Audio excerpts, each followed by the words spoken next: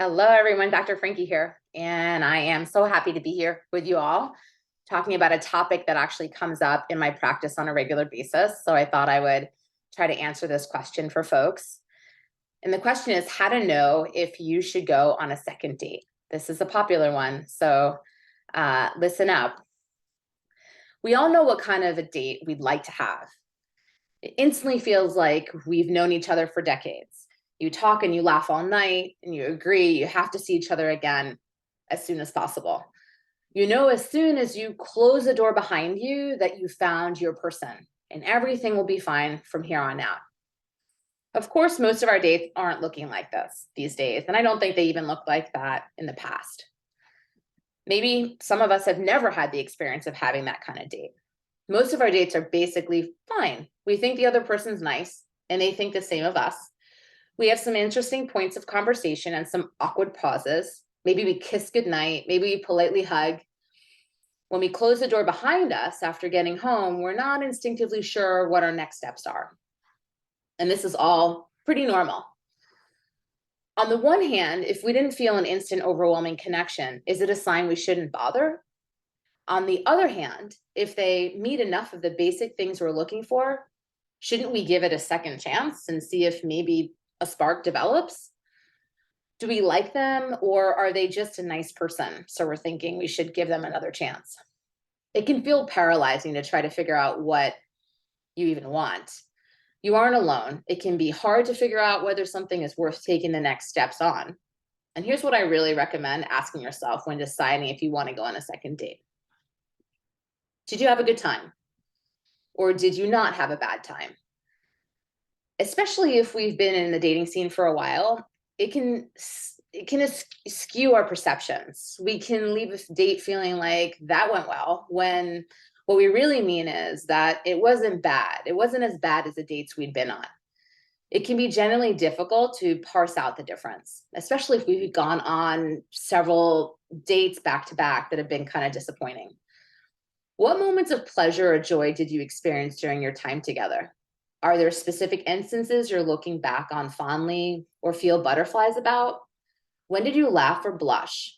Like, I mean, authentically laugh or blush and not just offer a response to your date, right? Showing them that you're having a pleasant time. If you can come up with several examples, not just things that seem intellectually like a good sign, that's something to be aware of. And you want to listen to that. Do you find yourself wanting to continue the conversation? Thinking about the conversation you had with your new date, it's okay if it didn't always flow seamlessly, or there were moments that were silent, or if you had some hiccups and maybe said something that you were a little bit embarrassed about. But are you finding yourself thinking about continuing it? Like you're curious, you want to learn more about the person? Finding the link to the news article you mentioned and sending it to them to explain what you meant and maybe get a response from them? Did you remember another experimental jazz artist you wanted to recommend but couldn't think of in the moment and wanted to let them know? Did you watch the latest episode of that show and want to hear what they think of it? In practice, a relationship is really just a conversation you agree to have indefinitely. A successful long-term relationship is a conversation that goes on forever.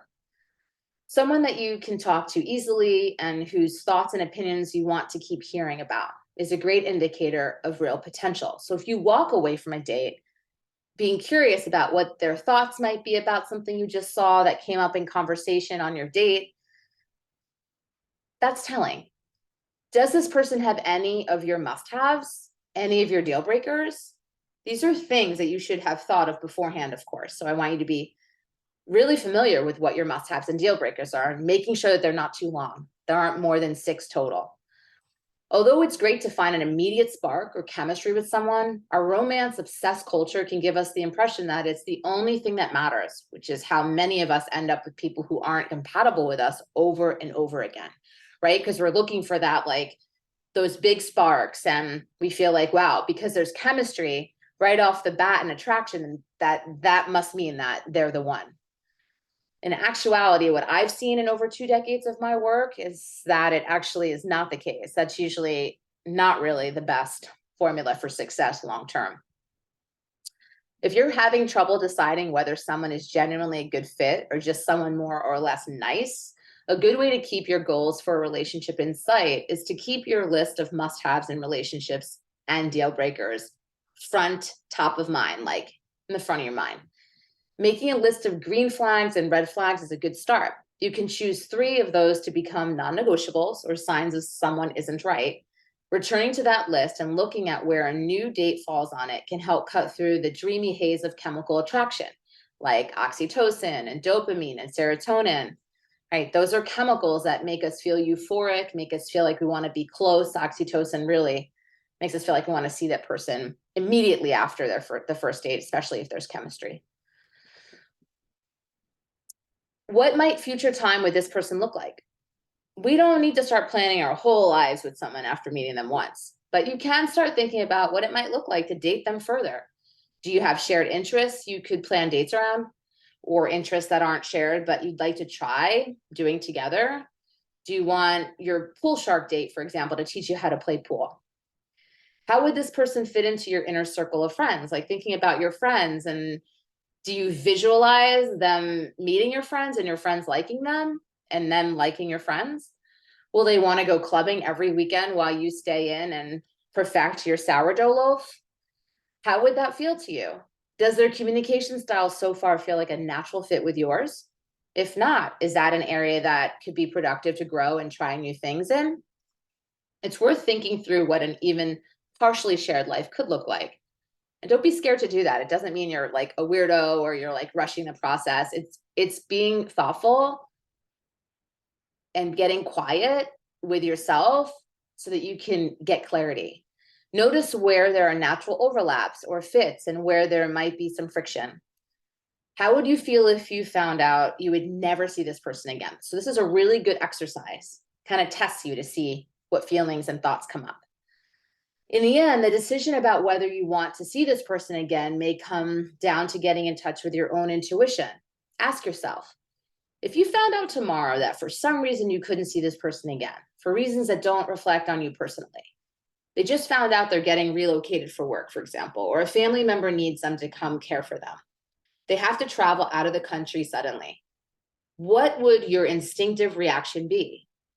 Notice whether you feel a twinge of regret or frustration, even if it's a feeling of missing out on a chance to see what would have happened with this person. That might be a feeling worth listening to. Ultimately, a second date is a gesture towards seeing what could happen.